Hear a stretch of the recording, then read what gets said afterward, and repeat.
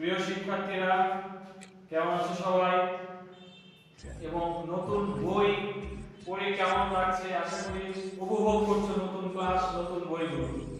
যাই হোক, আমরা এরই মাঝে কিন্তু কয়েকটা ক্লাস করে ফেলেছি, তাই না?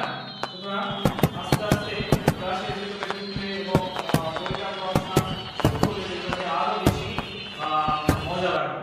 তো যাই হোক, গত ক্লাসে আমরা একটা বিষয় নিয়ে আলোচনা করেছিলাম। বলো তো গত ক্লাসের টপিকসটা কি ছিল? ইয়েস, গত ক্লাসে ছিল ভাষা আন্দোলন সম্পর্কে। আমরা ভাষা আন্দোলনের আগে অনেক পড়েছি, গত ক্লাসে আমরা আরো ডিটেইলস ভাষা আন্দোলন নিয়ে দেখেছি। তো সেখান থেকে কিছু প্রশ্ন করে দেখি তোমাদের মনে আছে কিনা। বলো তো 1952 সালে 21শে ফেব্রুয়ারি প্রথমে কতজন করে মিছিল করার সিদ্ধান্ত হয়েছিল?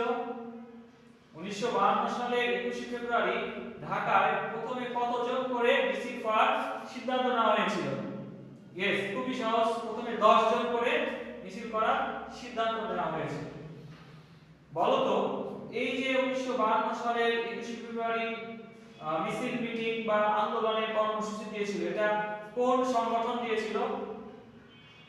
ইয়েস, পুনর্ভাবে নতুনভাবে গঠিত রাষ্ট্রভাষা সংগ্রাম পরিষদ এই মিছিল মিটিং এর আয়োজন করেছিল, কর্মসূচি দিয়েছিল। বলতো পাকিস্তান সরকার এই কর্মসূচি বানচাল করার জন্য কি কি ব্যবস্থা নিয়েছিল? নিষিদ্ধ করেছিল, 144 ধারা জারি করেছিল, সভা সমাবেশ এগুলো বন্ধ করার জন্য তারা এগুলো নিষিদ্ধ ঘোষণা করেছিল। যাই হোক, ভাষা আন্দোলন সম্পর্কে সেই ক্লাসে আমরা বিস্তারিত জেনেছি। এবার ভাষা আন্দোলনে সংস্কৃতি কর্মীদের কিছু অবদান বলতো মনে আছে কিনা? আমার ভাইয়ের রক্তের আলো 21শে ফেব্রুয়ারি, এই গানটা রচয়িতাকে মনে থাকার কথা আব্দুল গাফফার চৌধুরী। আজকে আমরা দেখব নতুন একটি টপিকস নিয়ে, সেটা হচ্ছে আওয়ামী লীগের গঠন। আওয়ামী লীগ সেই শুরু থেকে বাংলাদেশের মুক্তিযুদ্ধের ক্ষেত্রে, ভাষা সংগ্রামে বা অন্যান্য ক্ষেত্রে গুরুত্বপূর্ণ ভূমিকা রেখেছিল। তো আজকে আমাদের আলোচনার বিষয় আওয়ামী লীগের গঠন।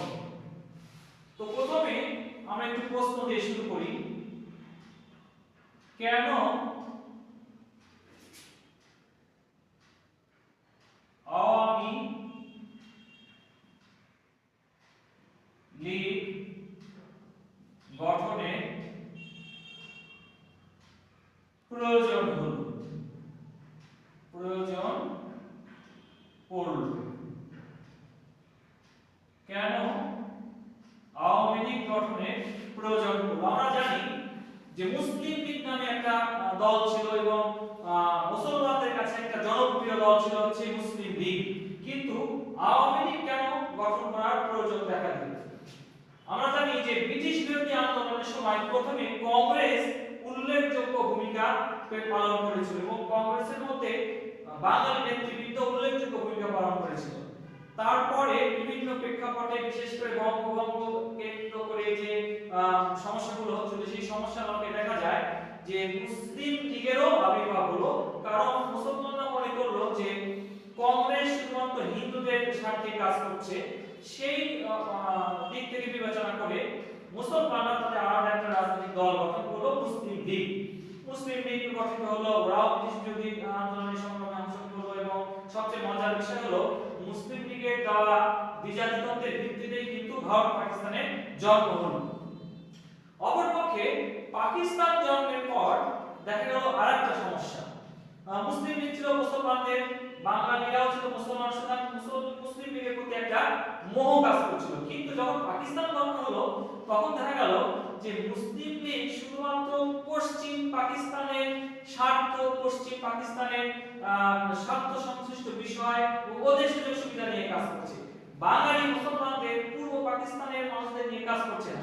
এমনই একটা প্রেক্ষাপটে 1950 সালে বাঙালিরা মনে করলো তাদেরকে ধর্মনিরপেক্ষ, অসাম্প্রদায়িক, বাঙালিদের স্বার্থ সংরক্ষণ করে এমন একটি রাজনৈতিক প্ল্যাটফর্ম দরকার। এই আলোকে মুসলিম লীগ নামক সংগঠনের বিকল্প হিসেবে আওয়ামী লীগ গঠিত হলো। অর্থাৎ আওয়ামী লীগ গঠিত হয়েছিল মুসলিম লীগকে কেন বাঙালিদের স্বার্থে কাজ করছে না এমন একটা প্রেক্ষাপট। সুতরাং মুসলিম লীগ বাঙালিদের স্বার্থ সংশ্লিষ্ট কাজ থেকে বিরত থাকার জন্যই মূলত আওয়ামী লীগের প্রয়োজন দেখা দিল।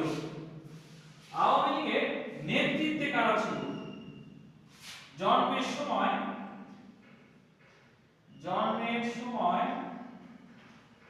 আওয়ামী লীগের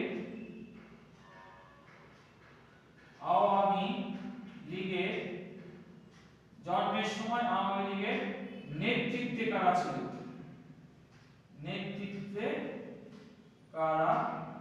ছিল? জন্মের সময় আওয়ামী লীগের নেতৃত্বে মাওলানা আব্দুল হামিদ খান ভাসানী, তিনি আওয়ামী লীগের প্রতিষ্ঠাকারী প্রধান ছিলেন।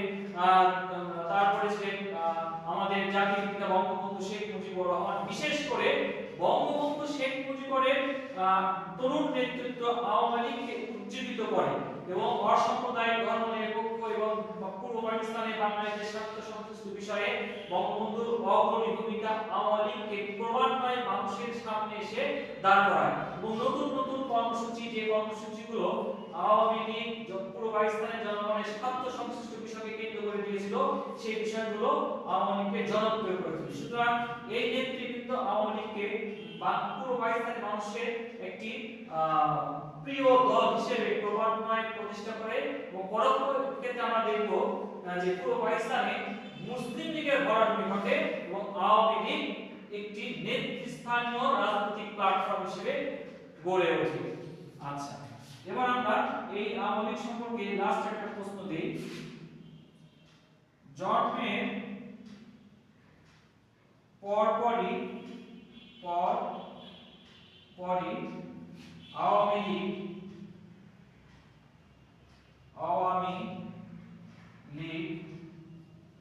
কি কি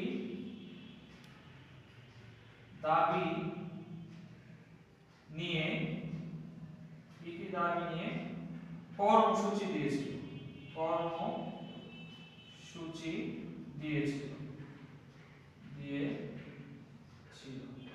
জন্মের পর আওয়ামী লীগ কি কি দাবি, বিভিন্ন দাবি দেওয়া যেগুলো পুরো পাকিস্তানের জনগণের সাথে সম্পৃক্ত, সেই দাবিগুলো নিয়ে আওয়ামী লীগ মানুষের সামনে হাজির হয়েছিল এবং বিভিন্ন কর্মসূচি দিয়েছিল এবং সেই দাবিগুলো জনগণের পক্ষে গিয়েছিল বলে খুব তাড়াতাড়ি আওয়ামী লীগ জনগণের কাছে বা প্রিয় একটি রাজনৈতিক দল হিসেবে প্রতিষ্ঠিত হয়েছিল। যেমন দাবিগুলোর মধ্যে ছিল এখানে স্বায়ত্ত শাসন প্রতিষ্ঠা করা হবে, জনগণের প্রতিনিধির হাতে ক্ষমতা হস্তান্তর অর্থাৎ গণতন্ত্রের বিকাশ করতে হবে, এখানকার সম্পদের হিস্সা যাতে পূর্ব পাকিস্তানের জনগণ পায় তার ব্যবস্থা করতে হবে, অর্থাৎ সামগ্রিক অর্থে জনগণের কল্যাণ হয় এমন দাবিগুলো আওয়ামী লীগ পশ্চিম পাকিস্তানের নেতৃবৃন্দের কাছে, জনগণের কাছে পেশ করেছিল বলে আওয়ামী লীগ দ্রুত জনগণের একটি প্রিয় রাজনৈতিক দল হিসেবে প্রতিষ্ঠা লাভ করে।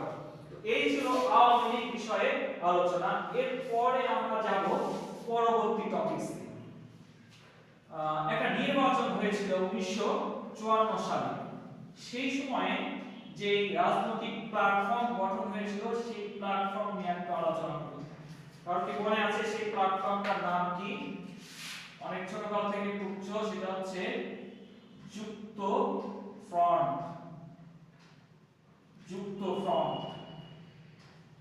এই নামটা তো এর আগে শুনেছো, যুক্ত ফ্রন্ট। তো এখন আলোচনার বিষয় হচ্ছে আমাদের যুক্ত ফ্রন্ট গঠন, অর্থাৎ কেন যুক্ত ফ্রন্ট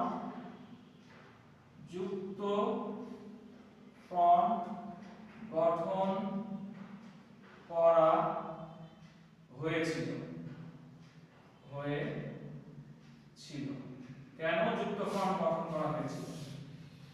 1954 সালে প্রাদেশিক নির্বাচনের আয়োজন করেছিল পাকিস্তান সরকার। 1954 সালে প্রাদেশিক নির্বাচনে, জাতীয় নির্বাচনটা প্রাদেশিক নির্বাচন, এমনই প্রেক্ষিতে যুক্ত ফ্রন্ট নামক একটা রাজনৈতিক প্ল্যাটফর্মের জন্ম লাভ হয়।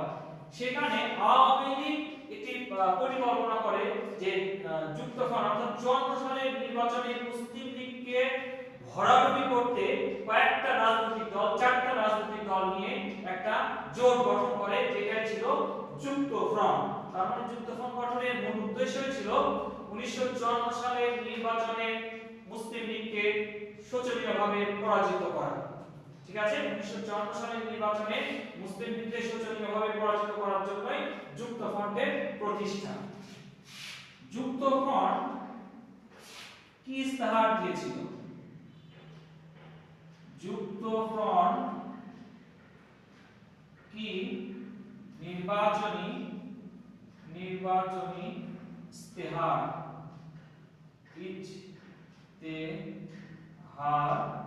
দিয়েছিল? যুক্তফ্রন্ট কি নির্বাচনী ইস্তেহার দিয়েছিল?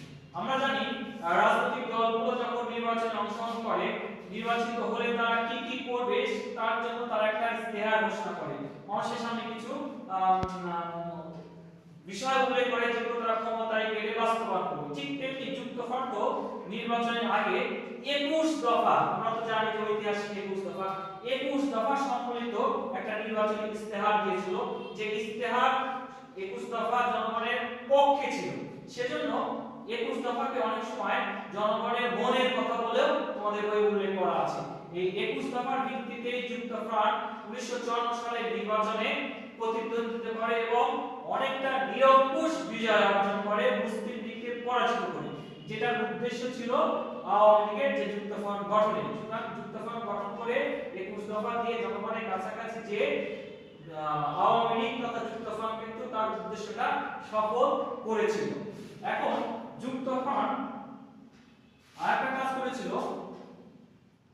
নির্বাচনী যে ইস্তেহার দিয়েছিল সেই ইস্তেহারে উল্লেখযোগ্য বিষয়গুলো কি ছিল? 21 দফায় উল্লেখযোগ্য বিষয় কি ছিল? অর্থাৎ এটা বড় প্রশ্ন হিসেবে সাধারণত আসে যে 21 দফার উল্লেখযোগ্য বিষয়গুলো কি ছিল বা 21 দফায় কি উল্লেখ করা ছিল। 21 দফায় যে বিষয়গুলো ছিল সেগুলো সবগুলো ছিল জনগণের দাবি দেওয়া সম্পর্কিত। ভাষা আন্দোলন বিষয় ছিল, বাংলা ভাষার চর্চা বিষয় ছিল, শিক্ষা বিষয়ে আলোচনা করা হয়েছিল। সেই সময় লবণ কেলেঙ্কারি হয়েছিল, সেই লবণ কেলেঙ্কারি ও তার উত্তরণের কথা বলা হয়েছিল। বিভিন্ন বিশ্ববিদ্যালয়ের প্রতিষ্ঠান কথা এবং যুব সাহিত্য প্রতিষ্ঠান হবে সেগুলো বলা হয়েছিল। এভাবে দেখা যায় যে যুক্তফ্রন্টের যে বিষয়গুলো ছিল সেই বিষয়গুলো ছিল তৎকালীন মানুষের মনের কথা, তৎকালীন মানুষের চাহিদার কথা। এই ছিল যুক্তফ্রন্টের নির্বাচন এবং যুক্তফ্রন্টের নির্বাচনে বিজয়ী হওয়ার কৌশল। তো আজকে আমাদের আলোচনার বিষয় ছিল এগুলোই, আওয়ামী লীগের গঠন এবং যুক্তফ্রন্ট। আশা করি বিষয়গুলো তোমাদের কাছে সহজ হয়েছে এবং এই সম্পর্কিত কি প্রশ্ন আসতে পারে সেগুলো তোমরা দেখে রাখবে এবং এই বিষয়গুলোই, এই তিনটা বিষয়গুলোই এইচডব্লিউ হিসেবে তোমাদের সামনে থাকবে। ধন্যবাদ সবাইকে। আসসালামু আলাইকুম।